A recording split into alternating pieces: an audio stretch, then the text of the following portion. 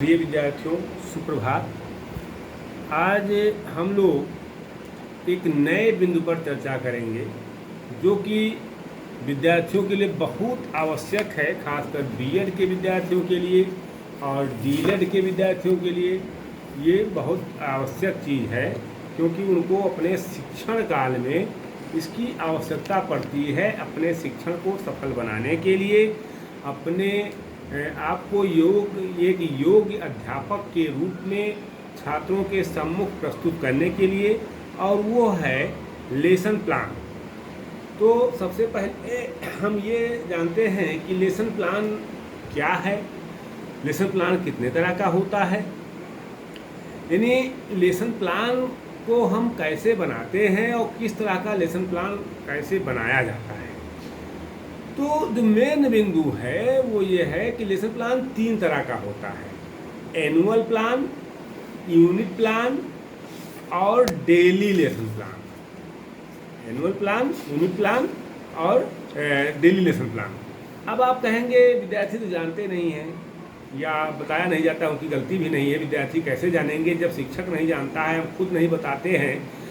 Mostly अध्यापक lesson plan नहीं बताते हैं, और बताना भी चाहें तो आज की जो स्थिति है शिक्षा विभाग की, वो आपसे छुपी नहीं है। ज़्यादातर कॉलेजों में शिक्षक नहीं हैं, केवल कागज़ पर शिक्षक हैं। सरकारें आंख मूंदे हुए हैं, न राज्य सरकारें न केंद्र सरकार कोई ध्यान नहीं दे रहा है। तो शिक्षक प्रशिक्षण तो राम भरोसे चल रहा है। फिर भी जो विद्यार्थी जानना चाहते हैं कि ये एनुअल प्लान क्या है, यूनिट प्लान क्या है, डेली लेसन प्लान क्या है, इसके बारे में हम लोग आज चर्चा करेंगे। यद्यपि एनसीटी ने केवल शिक्षण को बढ़ावा देने के लिए, शिक्षक को कुशल शिक्षक बनाने के लिए, कुशल प्रशिक्षण देने के लिए बीएड के पाठ्यक्रम को या डीएलएड के पाठ्यक्रम को 2 वर्षीय कर दिया है। द्विवर्षीय पाठ्यक्रम है कि एक साल में प्रथम वर्ष में 4 सप्ताह का और द्वितीय वर्ष में 16 सप्ताह का प्रशिक्षण दिया जाना है, लेकिन वो भी प्रशिक्षण नाम मात्र का चलता है। तो इसमें विद्यार्थियों का दोष नहीं है। विद्यार्थी दोषी उतना नहीं है जितना हम दोषी हैं, और हम भी उतने दोषी नहीं हैं जितना शिक्षण संस्थान चलाने वाले। क्योंकि सरकार तो प्राइवेट शिक्षण संस्थानों के भरोसे ये बैठी हुई है कि ये गुणवत्तापूर्ण शिक्षक हमको देंगे, और ये एक आज अच्छा व्यवसाय माना जाता है। व्यवसाय बन गया है कि बीएड कॉलेज खोल लीजिए और एक साल में 1 करोड़ कमा लीजिए। टीचर को देना नहीं है, एनसीटी बनी हुई है, उसको कुछ पैसा दे दीजिए, कुछ अपना यूनिवर्सिटी को दे करके मैनेज करके काम समाप्त हो जाता है। कुछ नहीं, केवल डिग्रियाँ बांटी जा रही हैं। खैर, हम उस पर नहीं जाएंगे, वो राज्य सरकार का काम है। जो जानना चाहते हैं हम उन पर चर्चा करते हैं कि क्या है। तो देखिए, हम सबसे पहले एनुअल लेसन प्लान पर चर्चा करेंगे कि एनुअल लेसन प्लान क्या है। उसके बाद में फिर यूनिट प्लान पर चर्चा करेंगे और फिर डेली लेसन प्लान पर चर्चा करेंगे। क्योंकि आपको अध्यापक बनना है तो आपको केवल डेली लेसन प्लान से आपका काम नहीं चलेगा, बाकी सारे प्लान को आपको जानना चाहिए एज ए शिक्षक, एज ए टीचर। तो वार्षिक योजना तैयार करने से पूर्व हमको क्या ध्यान देना है कि विद्यालय की स्थिति, विद्यालय की कार्यक्षमता, छात्रों का मानसिक स्तर, शैक्षिक सहायक उपकरण, पाठ्यक्रम व समय सीमा आदि सभी पक्षों को ध्यान में रखना आवश्यक माना जाता है। क्योंकि वार्षिक पाठ्य योजना से स्वयं अध्यापक को अपने अध्यापन कार्य में प्रगति का पता चलता है। यानी अध्यापक अपना भी मूल्यांकन करता चलता है। वार्षिक पाठ्य योजना में जो कमियां रह जाती हैं उनमें उसे सुधार करने के लिए आगामी सत्र में वार्षिक पाठ्य योजना में वो ध्यान रखता है। यानी पहले साल जो कमियां रह गई उसको दूसरे साल वो सुधारने का प्रयास करता है। तो इससे शिक्षक स्वयं अपने आप को अपडेट करता रहता है, अपने आप को अपना मूल्यांकन स्वयं करता रहता है।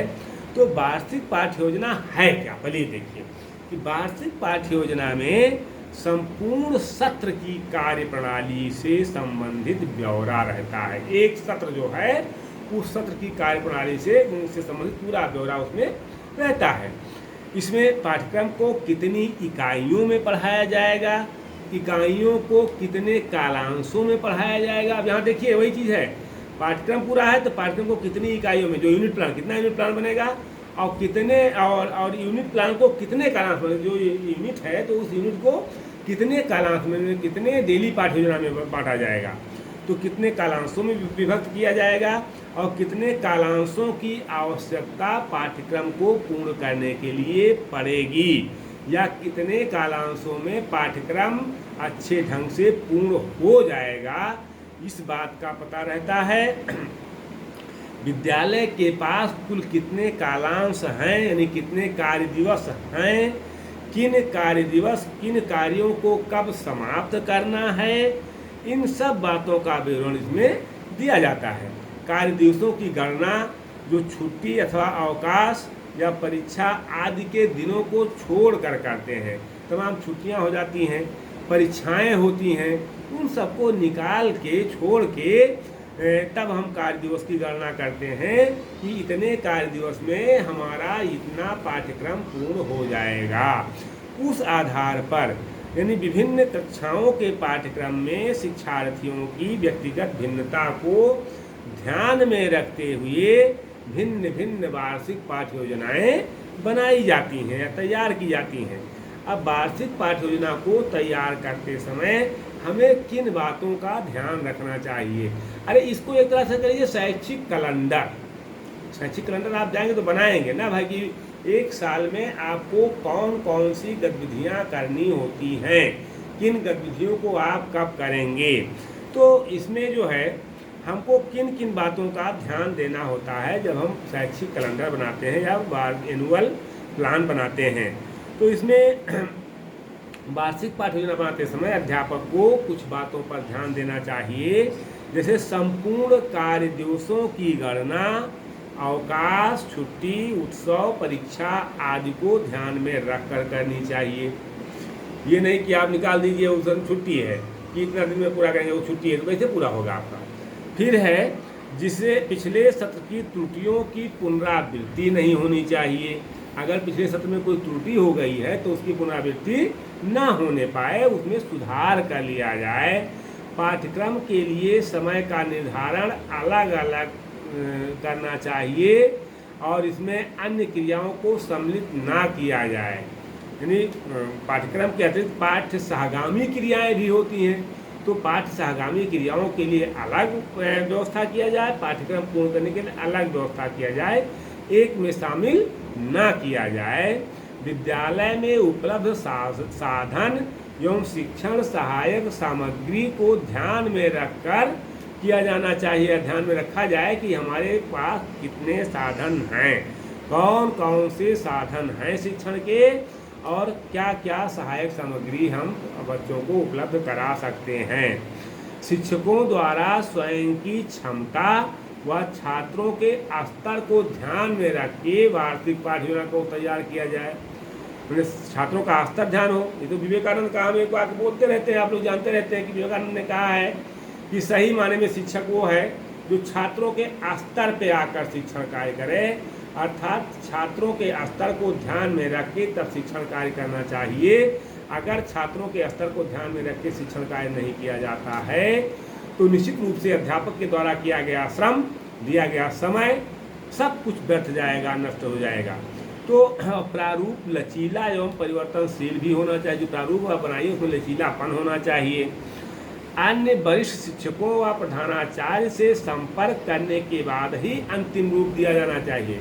पता लगे आप सहायक अध्यापक हैं, आपने कोई योजना बना लिया कि हम ऐसे करेंगे पूरा साल, प्रधानाध्यापक ने आपको कोई दूसरा काम सौंप दिया, कोई कुछ अलग बना दिया, तो उसमें आप डिस्टर्ब होंगे। तो प्रधानाचार्य से और जो है वरिष्ठ शिक्षकों से सहयोग लेकर के राय मशविरा करके तब वार्षिक पाठ्य योजना बनाया जाना चाहिए।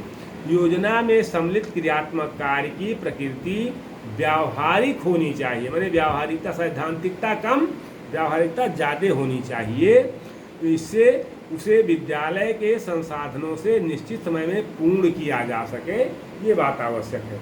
अब इससे लाभ क्या होगा वार्षिक पाठ्य योजना से?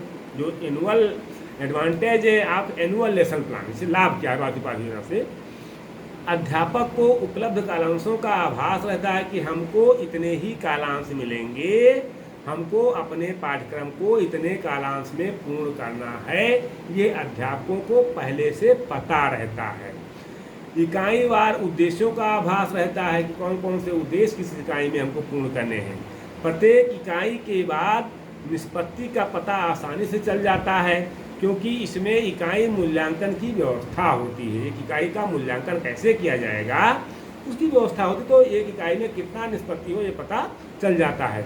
सत्रीय अथवा सामयिक परीक्षाओं से संबंधित पाठ्यक्रम में किस भाग को पूरा करना है ये पता चल जाता है। इकाईवार पाठ की तैयारी में सहायक है। इकाईवार पाठ की तैयारी करने में सहायता मिलती है।